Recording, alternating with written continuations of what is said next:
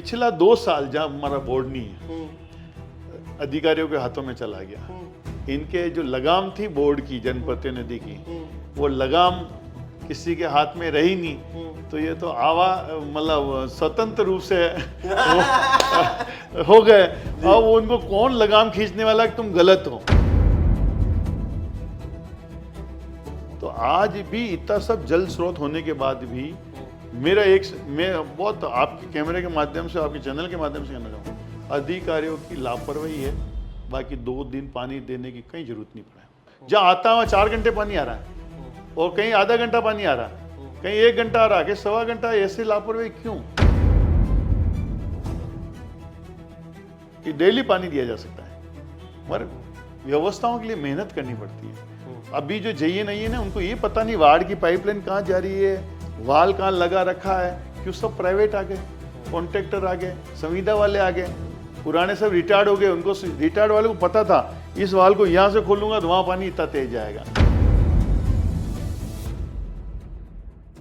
मैं जो कुर्सी में महापौर बैठे नहीं, कम से कम आम पब्लिक से सहृदय मिलने वाला होना चाहिए, उसकी बात सुने, उसकी पूरी तरह से मतलब उसके फुल समय दे। मैं तो कह रहा हूँ महापौर ऐसा होना चाहिए, 1 सप्ते में 2 बार नगर निगम के पोर्च के बाद टेबल कुर्सी लगा के बैठे, जनता दरबार, और खुल के बात करे, अधिकारियों को साथ में बिठाए, इसका काम है, क्यों नहीं हुआ, क्या नहीं हुआ। यहाँ स्थितियाँ ये है कि पब्लिक से मिलने का समय नहीं, ऐसा महापौर मुझे नहीं चाहिए। मैं आयड में मेरा बचपन निकला है, नदी किनारे खेले कूदे, पानी पिया, सब कुछ किया।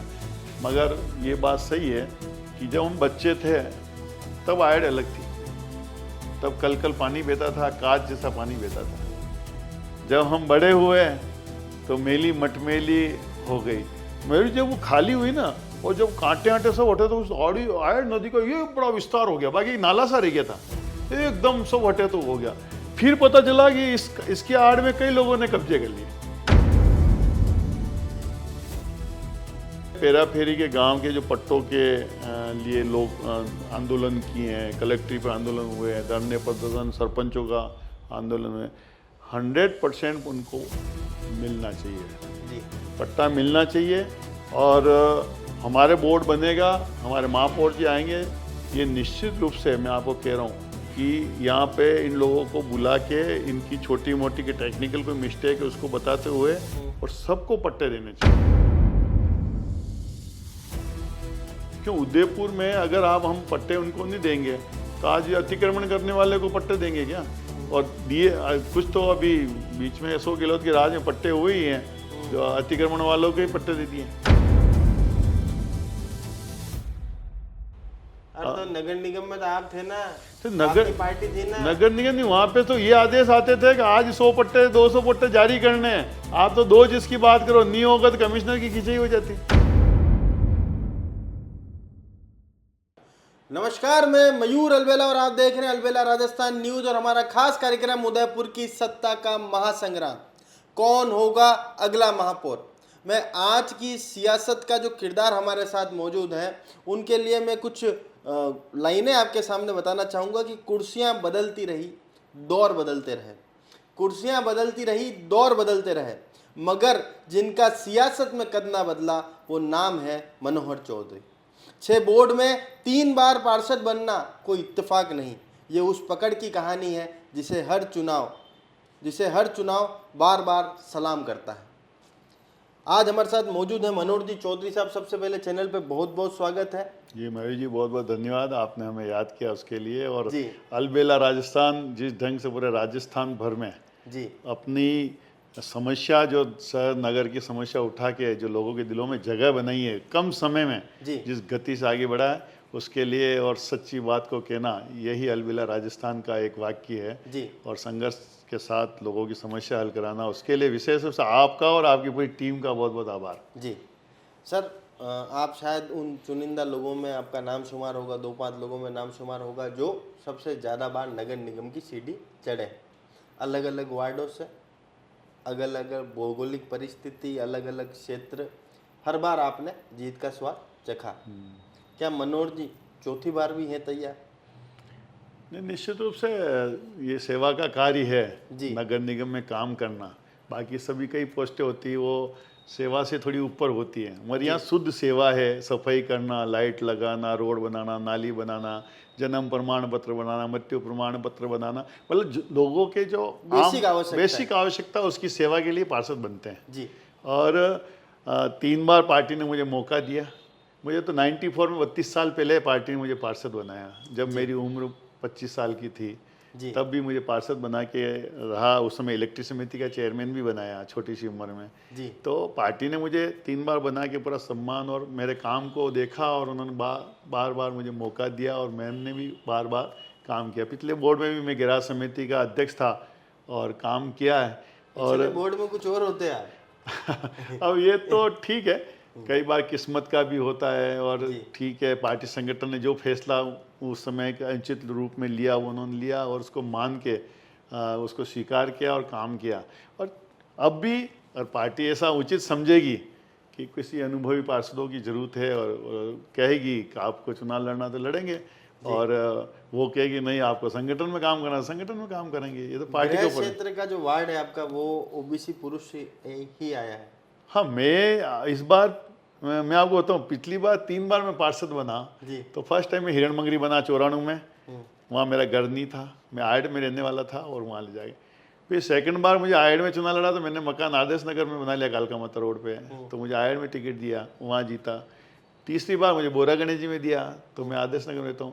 पर पहली बार ऐसा हुआ कि वो वार्ड आया है जहाँ मैं रहता हूँ, तो पहली बार ये कालका माता रोड आयड जो आदेश नगर का जो वार्ड है वो ओबीसी आया है और उसमें ये लग रहा है कि पहली बार 3 बार मुझे बाहर के वार्डों से लड़ना पड़ा, इस बार घर का वार्ड ओबीसी आया, तब संगठन क्या फैसला करता है। जी। अच्छा मनोहर जी, आप हमेशा 3 बार पार्षद भी रहे, क्या 6 बार का आपकी पार्टी जो यहाँ पर सत्ता में काबिज है 6 बोर्ड से, क्या मनोहर जी चौधरी राजस्थान के अन्य तुलना में, राजस्थान भर में जो अन्य शहर है उनकी तुलना में उदयपुर को ये मानते हैं कि यार उदयपुर उन टॉप जिलों में स्थान रखता है जहाँ पर सर्वांगीण विकास हुआ? मयूर जी, ये बात तो मैं कह सकता हूँ कि राजस्थान के जितनी बड़ी सीटियाँ हैं और उनमें तो हमारी सीटें सबसे सर्वश्रेष्ठ हैं, काम की दृष्टि से, रोडों की दृष्टि से, लाइटों की दृष्टि से।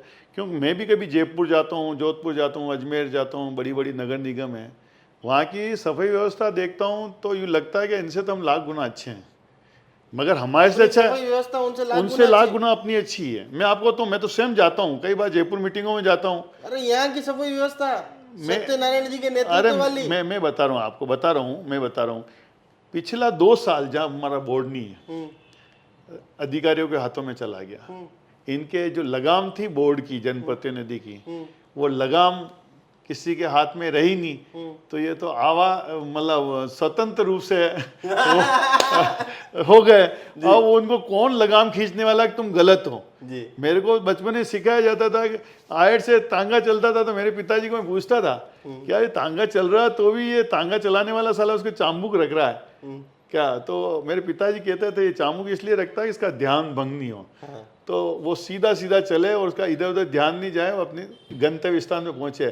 तो यहाँ जो चाबुक रखने वाले अधिकारियों के थे जनप्रतिनिधि, वो 2 साल से है ही नहीं, तो ये इनको पता ही नहीं, कभी इधर चले जाते, कभी उनको ये पता नहीं कौन कहने वाला, नहीं तो डरते थे बोर्ड में खींचे हो जाएगी, समिति बैठक में खींचे हो जाएगी। आपको मालूम है कमिश्नर के सामने पार्षद धरना दिए, आपको तो अच्छी तरह मालूम है, क्यों पार्षदों की बात नहीं सुनोगे। तो राम प्रकाश जी थे और जब उन्होंने पार्षदों सही ढंग से नहीं हुई तो सब पार्षद सामने बैठ गए कि हम या तो पार्षद ही सुनो, हम जनता है। आज 2 साल हो गए हैं, पार्षद एक जो एक्स पार्षद है जगह नहीं वर्तमान, वो लोग आज डंबर का एक छोटा सा पेज निकालना चाहते हैं, नहीं है ही नहीं। अभी ये जो कुछ काम हुए हैं वो लाइटों का कोई नहीं, नालियों का कोई नहीं, सफाई का मैं तो कह सकता हूँ बोर्ड के बाद जो 2 साल है उसमें सफाई की व्यवस्था भी बदतर हुई। बाकी पारिजी सिंह भी जब सफाई के अध्यक्ष थे तो उन्होंने पूरा लगाम रखा रहता। मैं जानता हूँ कि जो बैठे हुए हैं सफाई के इंचार्ज बन के, वो निर्माण के एईए ने, और उनको वश की बात नहीं है, मगर फिर भी उस समय की जो परिस्थितियाँ थी तो पारस जी ने उनको साथ में लेके काम करवाया और अच्छे ढंग से उस समय उदयपुर में व्यवस्था बनाई उन्होंने, तो बढ़िया। अब वो चले गए, पाड़ी जी हट गए, सब हट गए, तब कौन पूछे उनको? कचरे के ढेर अभी लग रहे हैं। कमिश्नर साहब ने कहा था कि हम नया ठेका जो कर रहे हैं उसमें कचरा स्टैंड में कचरा नहीं मिलेगा, और आज आप मेरे साथ चलो, सब कचरे भरे पड़े हैं, सब कचरा स्टैंड भरे पड़े हैं। तो ये मयूर जी मैं इसलिए कह रहा हूँ, बोर्ड होना बहुत आवश्यक है। ये 2 साल का जो गैप पड़ा ना लगभग, ये जनता के लिए भी अच्छा नहीं था और प्रशासन बिल्कुल आज़ाद हो गया जी। इसलिए क्या है कि मैं कह रहा हूँ आपको, बाकी आप उदयपुर बहुत सुंदर है, बढ़िया, आप जाओ कभी मयूर जी। आपका जयपुर, और जयपुर में ना आप केवल जो राजधानी वाली रोडें देखोगे तो आपको बहुत अच्छी लगेगी, है ना। मगर जयपुर के अंदर की रोड जाके देखो क्या हालत है, और क्या अजमेर की हालत है, क्या जोधपुर की हालत है। उनसे तो अभी मैं फिर भी तुलना में अभी की नहीं करूँ, बोर्ड जो हमारा था उस समय की तुलना कर रहा हूँ कि। और जरूरत तो देखो, मैं तो एक बात सुन रहा हूँ, मेरे को समझ में आता, पिछली बार जो महापौर जी थे, मेरा तो एक मतलब एक काम पकड़ लेते हैं, उदयपुर को साफ रखना, सब पैसा मैं साफ रखने लगूंगा, तो कम से कम पूरे देश में, जैसे इंदौर का नाम है, पिछले 7 साल से इंदौर नंबर 1 है। आखिर कोई न कोई तो उन्होंने अपनी व्यवस्था बनाई है ना। कोई वहाँ सरफ से रोडें धुल रही है, यही तो बात कह रहा हूँ। अरे गाबा नहीं धुल रही है, सरफ। मैं आपको क्या कह रहा हूँ, वहाँ तो 3 समय सफाई होती है। मैं तो गिराज समिति की अध्यक्षता देखने गया था इंदौर, और वहाँ जो कंटेनर इन्होंने हटा दिए, उन्होंने कंटेनर जमीन के अंदर डाल दिए जी, और क्रेन आती है अंदर से उठाती है और ले जाके और नेक्स्ट कंटेनर रख देती है खाली, और भरा हुआ कंटेनर ले जाती है।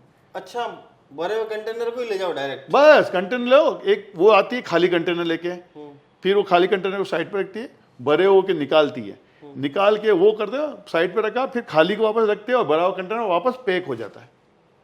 फिर जैसे डस्टबिन नहीं होते अपने घरों में, यूं ढक्कन होता है, ऐसे कोई कचरा डालने आती है गाड़ी, उसको डालती है और वापस ढक्कन लग जाता है। तो कचरा बाहर नजर नहीं आता इंदौर में, आपको एक जानवर नजर नहीं आएगा, कुत्ता नजर, बिल्ली, गाय, कुछ भी नजर नहीं आएगी।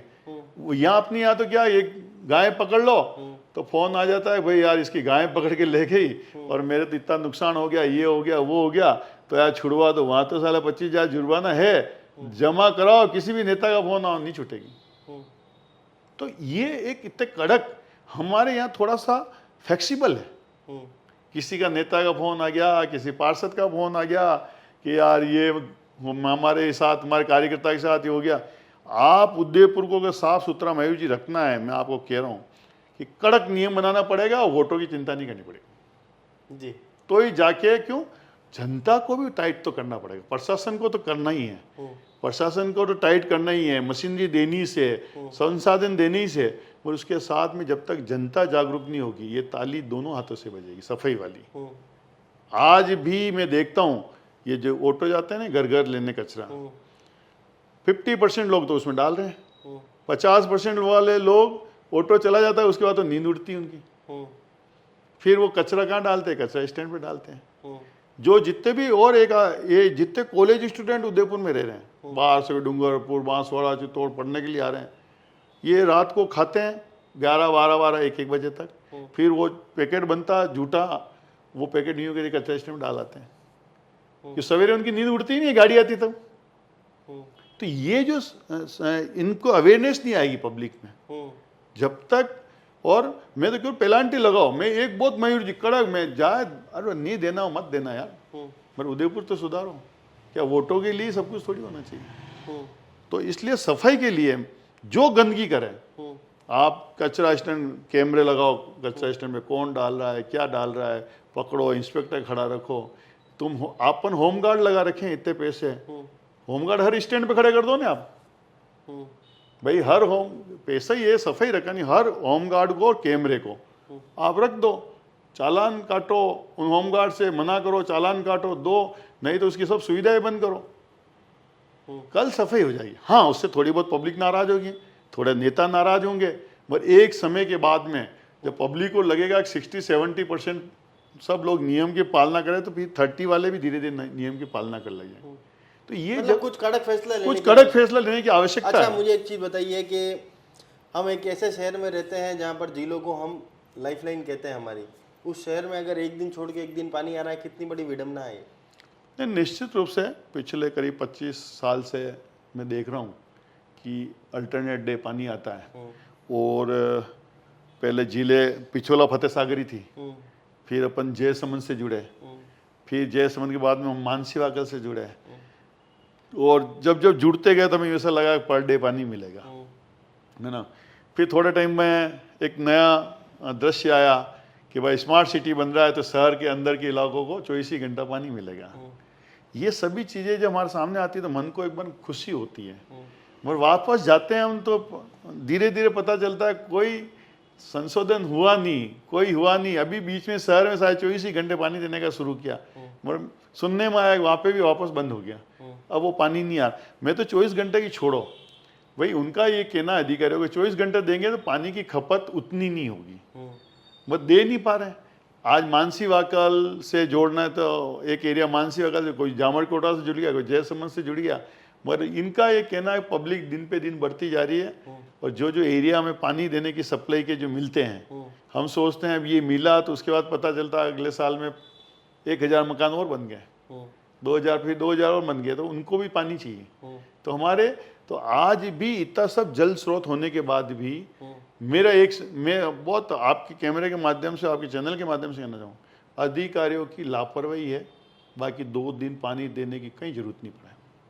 मैं आपको बता रहा हूँ, जहाँ आता है वहाँ 4 घंटे पानी आ रहा है, और कहीं आधा घंटा पानी आ रहा है, कहीं 1 घंटा आ रहा है, कहीं 1.25 घंटा। ऐसे लापरवाही क्यों? बराबर दो नहीं। मैं आपको मानसी वाकल का उदाहरण दूं, मैंने जब जल मंत्री आए थे, जल मंत्री सर्किट हाउस में कहा था मानसी वाकल से पाइपलाइन आती है, सबसे ज्यादा पानी मलातले में रुक जाता है, सबसे पहले बस्ती वो पड़ती है, नांदेश्वर से आता है सबसे पहले वो पड़ती है, और सप्लाई वाले पे ऊपर दबाव पड़ता है। तो वहाँ की जो आसपास के 4-5 वार्ड हैं, उन 5 वार्ड में सबसे पहले टंकियां। आपको वोट कम मिलते, पानी नहीं, वोट क्यों वहाँ पे हमारे पार्षद है, महेंद्र बगोरा पार्षद है, धीरज और पार्षद है, लोकेश कोठारी पार्षद है, लोकेश जी अम्बा माता है। अरे एरिया वही, मानसी बगल का पानी वही पी रहे हैं सब लोग। अच्छा, यूं नहीं, केवल उसमें ये नहीं है कि केवल मुस्लिम वार्ड है वही पानी पी रहे हैं। पानी तो वो मैं 5-6 वार्ड की बात कर रहा हूँ, 6 वार्ड है तो 6 वार्ड में 6 वार्ड वाले वहाँ की टंकी भरवाते हैं, वो करते हैं, वहाँ पे दबाव बनाते हैं उन ज़्यादा। आज भी जाओ वहाँ 2.5-3 घंटे पानी सप्लाई होता है, और वो पानी धीरे धीरे से प्रताप नगर जाता है, तो पानी का फोर्स तो धीरे धीरे कम पड़ेगा। फिर वो अशोक नगर देता है, आयड यूनिवर्सिटी रोड देता है, प्रताप नगर सुंदरवास देता है। तो आज प्रताप नगर सुंदरवास में सबसे ज़्यादा किल्लत है, उन लोगों को आधा घंटा पानी भी 1.25 घंटा में, क्यों? पानी की टंकी नहीं भरती है।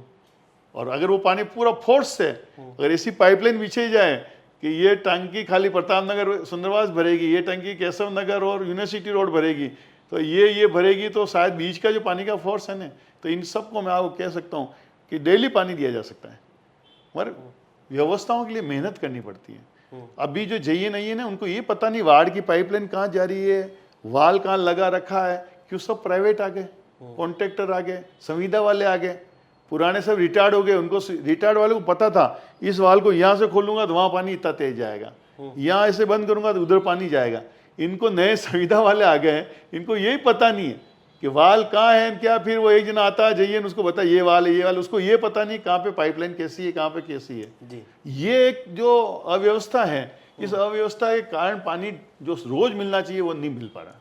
अच्छा, मेरा एक सवाल है मनोहर जी, आप भी लंबे समय से 3 बार पार्षद रहे, 4थी बार भी आपकी तैयारी है, और हो सकता है कि इस बार महापौर बनने का मौका भी आपको मिल जाए, क्योंकि अनारक्षित ओपन है तो किसी भी वर्ग के व्यक्ति को मौका मिल सकता है। लंबे समय से जो अधिकारी नगर विकास प्रन्यास और नगर निगम उदयपुर में काबिज हैं, उनके लिए आपकी क्या सोच है? मयूर जी, मैंने एक बार बोर्ड में ये प्रश्न उठाया था, और शायद आपके चैनल पे ही मैंने एक बार कहा था कि मैं जैसे कलेक्टर के लिए, SP के लिए समय सीमा निर्धारित होती है कि ये 2 साल 2.5 साल से ज़्यादा इस सीट पे नहीं रह सकते हैं, वो का वो UIT और नगर निगम में होना चाहिए।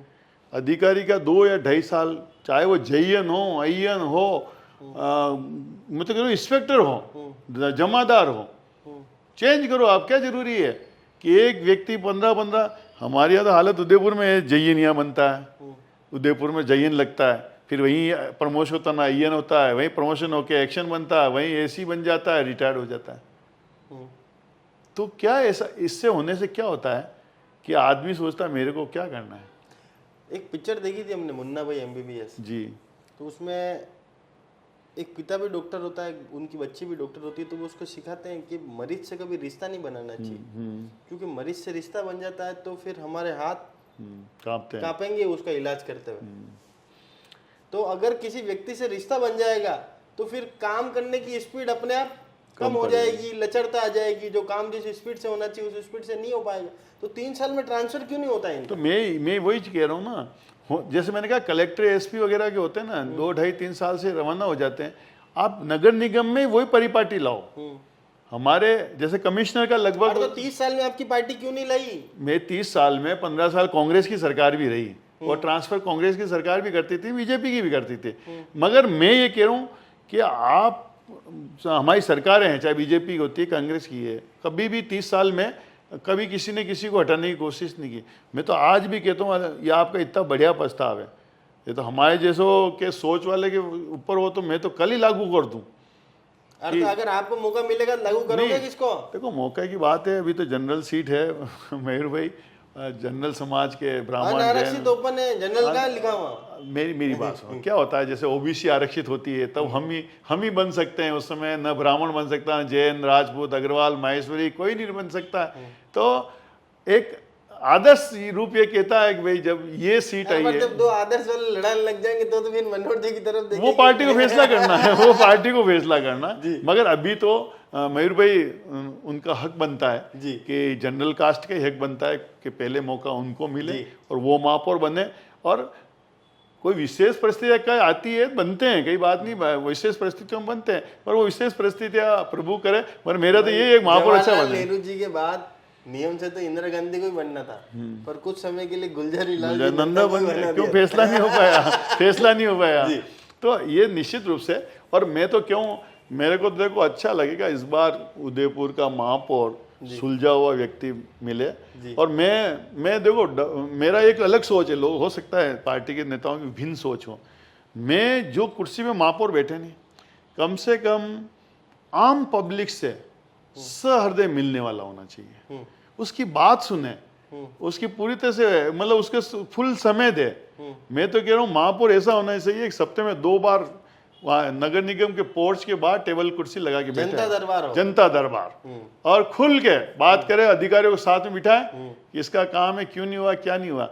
यहाँ स्थितियाँ ये है कि पब्लिक से मिलने का समय नहीं, ऐसा महापौर हमें मुझे नहीं चाहिए। मैं पार्टी बीजेपी को मैंने कह दिया, मैंने कहा आप ऐसा व्यक्ति है और हर लोगों को जानने वाला चाहिए। आप मत करो, हो सकता है वो समस्या लेके आए, वो गलत हो, पर उसको प्यार से उसकी बात सुन के उसको समझा के भेजोगे तो कम से कम ये तो कहेगा महापौर ने पानी तो पिलाया, महापौर ने बैठने के लिए तो कहा, हमारी बात शांति से सुनी। आज तो हालत ये है कि एक व्यक्ति आता है, मोहल्ले का अध्यक्ष 15 लोग लेके आता है और उसको ही अगर रिस्पॉन्स नहीं मिलेगा तो वो तो क्या हो रहा है। तो ठीक है मेरा ये कहना है जो भी महापौर बने अच्छा महापौर बने, मगर पब्लिक से रिलेटेड हो, पब्लिक से रिलेटेड हो। आयड को लेकर आपकी क्या सोच है? आयड के बिल्कुल किनारे पे ही आप, मतलब वहां पर आपका जन्म हो, उन्हीं बस्तियों में, क्या सोच है आयड को लेकर? पुराने नेताओं ने हमेशा सपना दिखाया वेनिस बनाने का, क्या आयड वेनिस और साबरमती कहीं बन पाएगी? मेरे जी एक इसमें आयड में मेरा बचपन निकला है, नदी किनारे खेलें कूदे, पानी पिया, सब कुछ किया। मगर ये बात सही है कि जब हम बच्चे थे तब आयड अलग थी, तब कल कल पानी बहता था, कांच जैसा पानी बहता था। जब हम बड़े हुए तो मेली मटमेली हो गई, थोड़ी सी उम्र ज़्यादा बढ़ी तो बिल्कुल कंटीले झाड़ वगैरह, मरते जानवर वहाँ लोग लाके डाल देते थे, गाय भैंसे काटना करना, कोई चमड़ी उधर रहा, चील कौवे सब खाते थे। ये सब दृश्य हमने अलग अलग चरण में देखे आयड नदी का। इस सब के बाद में माननीय गुलाब जी भाई साहब ने जो इस नदी का सबसे पहले बीड़ा उठाया, उनके सोच उस समय ये नहीं थे कि ये टनल बनेगी, ये बनेगा, लाइटें लगेगी, उसकी सोच, उनकी सोच उस समय ये थी कि यार नदी में इतना कचरा और इतना ढेर डाल दिया है, इसको खाली कराएंगे तो नदी बिल्कुल खाली हो जाएगी, गहरी हो जाएगी और अच्छे ढंग से साफ दिखेगी। तो उन्होंने प्राइवेट के फैक्ट्री माइंस मालिकों को हर 300-400 मीटर का टुकड़ा, 300 मीटर का टुकड़ा एक ही जने को दिया, ये तुम्हें बराबर खाली कराना, ये कराना। मेरी जब वो खाली हुई ना, और जब कांटे आटे सब हटे तो उस आड़ नदी का ये बड़ा विस्तार हो गया, बाकी नाला सा रह गया था, एकदम सब हटे तो हो गया। फिर पता चला कि इसके आड़ में कई लोगों ने कब्जे कर लिए, क्यों कांटे आटे लगे हुए थे, तो पीछे लोग बढ़ते गए बढ़ते गए बढ़ते गए। मैं जब आड़ में पार्षद था, मैंने एक पीछे रोड बनाई, युधिष्ठिर जी सभापति थे, उन्होंने पूरा मेरे कहने से पैसा दिया और हमने पीछे एक रोड बनाई। रोड इसलिए बनाई कि लोग नदी में नहीं घुसे, बस ये सीमा तुम्हारी लास्ट है वहां से। मगर जब मैं लोहार कॉलोनी तक पहुंचा घटीकवाड़े से रोड बनाते हुए, तो वहां पे जो लोगों के कब्जे थे वो कि भाई ये कब्जे तो हम नहीं तोड़ने देंगे, बाकी ये रोड में तो आयड पुलिस चौकी क्या निकाल देता है उसको पूरा, तो आयड ये नदी की जो वहाँ की जो समस्या कब्जे वाली खत्म हो जाती, मगर वो हुई नहीं, रह गए। और वो आधी रोड बनी और आधी छूट गई। जहाँ भी शौचालय तोड़ा वहाँ के पीछे रोड बनी हुई पूरी, आपने देखी हो तो ये सब चीज़ें आयड नदी, ये मैं आयड नदी कह सकता हूँ कि जो बीच में आयड की दुर्दशा हो गई थी नदी की, उस दुर्दशा को अभी अच्छी कंडीशन में लाए हैं।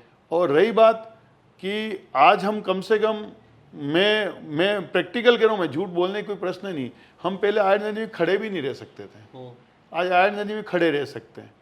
आज आयड नदी में अरे खड़े रहने के 75 करोड़ रुपए खर्च कर नहीं, मैं एक बताऊं आपको, भी तो जानकारी में होगा, इस पे स्टे है, इससे नदी पे कोई भी काम नहीं किया जा सकता आज की तारीख में, क्योंकि जब जल संरक्षण समिति ने इन्होंने ऑब्जेक्शन किया कि भाई यहाँ पत्थर लगाए जा रहे हैं, पानी कैसे जाएगा, धरती में पानी कैसे जाएगा, तो वो समिति ने वहाँ पे कहा भी इस कार्यक्रम को रोक दो। तो आपको पता पिछले 2 साल 23 साल से कोई काम भी नहीं हो रहा नदी में।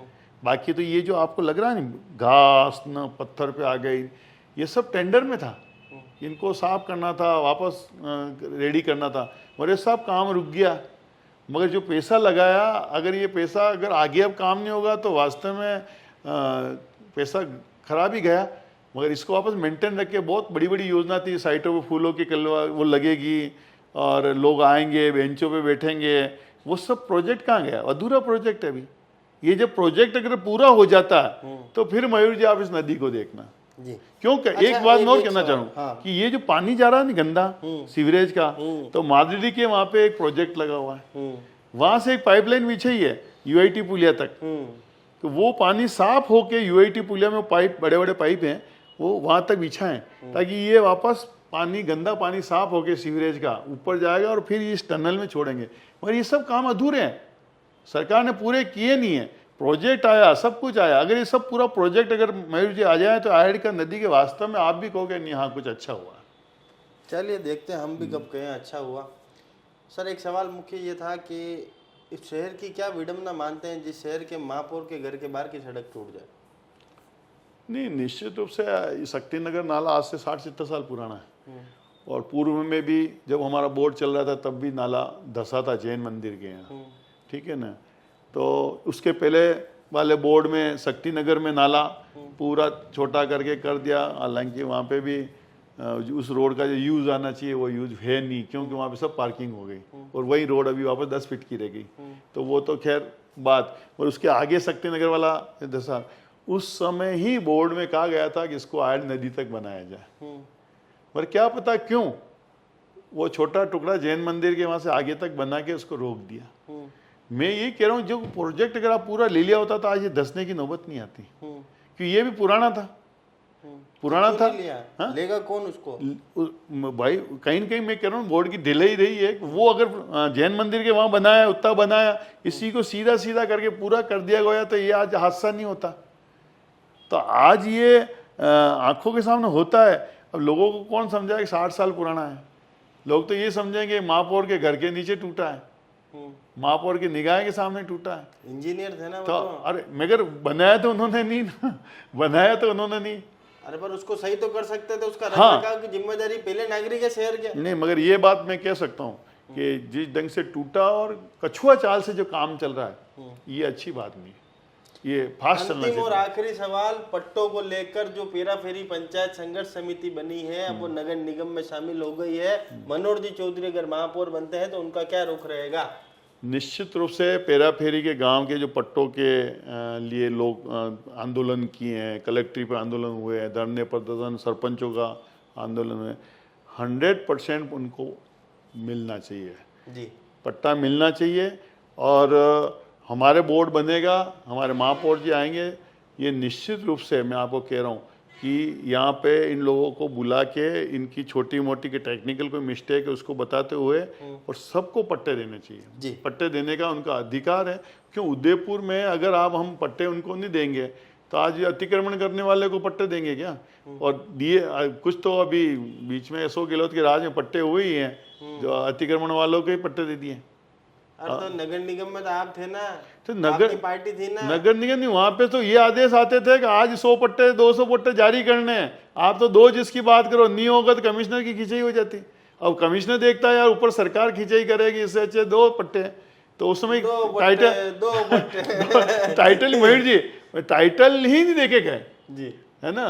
और इसी के कारण आज ये स्थिति पैदा हुई है कि ये सब चीज़ें दुखी होने पड़ रहे हैं, गलत पट्टे निकल रहे हैं, सब कुछ गलत हो रहे हैं, तो आखिर कहीं ना कहीं तो दिक्कत है। आपके यहाँ किसी को पट्टे मिल नहीं रहे जो लोग दुखी नहीं हो रहे? नहीं, हमारे यहाँ पट्टे देखो, मेरी बात पट्टे मैं देख रहा हूँ जिनका हक बनता पट्टों की लाइन में इंसानों की जगह कुत्ते घूम रहे साहब। नहीं, मैं तो कुत्ते वाली समस्या तो आप जानते हो कि हल हो नहीं पाई, और कुत्ते वाली तो सुप्रीम कोर्ट ही कभी क्या बोलता है कभी क्या बोलता है, वो समस्या भी पब्लिक में है ही है। और मैं ईमानदारी से मैं 3 बार पार्षद हूँ, 6 बोर्ड देख रहा हूँ। बस मेरे को एक चीज समझ नहीं है मयूर जी, मेरे मन की है जो आपके चैनल में बोलना चाहता हूँ। ये जो मसाला चौक है जो एक बार गुलाबाग में चंद्र सिंह जी कोठारी बनाने की कोशिश की, भाई इतना कौन सा बड़ा काम है यार जो उदयपुर 4 कोनों में हम एक नहीं जो बाजार नहीं लगा सकते लोगों को खाने के लिए रात भर 24 घंटे खोना, भाई इतना बड़ा कौन सा काम है? बहुत मामूली सा काम है। अरे पर अपने पसंदीदा व्यक्ति को ठेका दिलाना भी तो सबसे बड़ा काम है। नहीं, मैं एक उस चीज पे आ रहा हूँ, पर्यटकों के लिए अरे यार रात को 10-11 बजे बाद खाना नहीं मिले, ये मतलब इतना कौन सा बड़ा बाग है, इतना कौन सा ऐसा काम हो गया और ये तो हो ही नहीं सकता, इसमें तो राजस्थान सरकार की जरूरत पड़ेगी कुछ नहीं। अरे आपकी जमीनें पड़ी है, आप अपनी नगर निगम की जमीन, इच्छा शक्ति की कमी है, इस पर कोई ध्यान नहीं दिया। मैं तो कह रहा हूँ ये बोर्ड आ जाए, सबसे पहला काम उनको पर्यटकों के लिए करना चाहिए और दूसरी पार्किंग के लिए करना चाहिए। चलिए, तो ये थे मनोहर जी चौधरी जिन्होंने स्पष्ट तौर पर यहाँ पर कहा कि एक व्यक्ति को पट्टा मिलना चाहिए, ये उसका हक है। और साथ ही में इन्होंने बताया कि पहली प्रायोरिटी क्या रहेगी, मसाला चौक को लेकर लंबे समय से जो बातचीत हमारे शहर में चलती है, नाइट बाजार को लेकर जो बात हमारे शहर में चल रही है, पर अभी तक उसको अमली जामा नहीं पहनाया गया है। इसको लेकर इनका विजन क्लियर है कि सबसे पहले पार्किंग और यहाँ पर नाइट बाजार की जो है उसकी घोषणा होनी चाहिए और उस पर काम होना चाहिए। ऐड को लेकर भी अपना स्पष्ट इन्होंने रुख बताया। आपको ये कार्यक्रम कैसा लगा कमेंट बॉक्स में राय जरूर बताइएगा। जय हिंद, जय भारत, जय मेवाड़।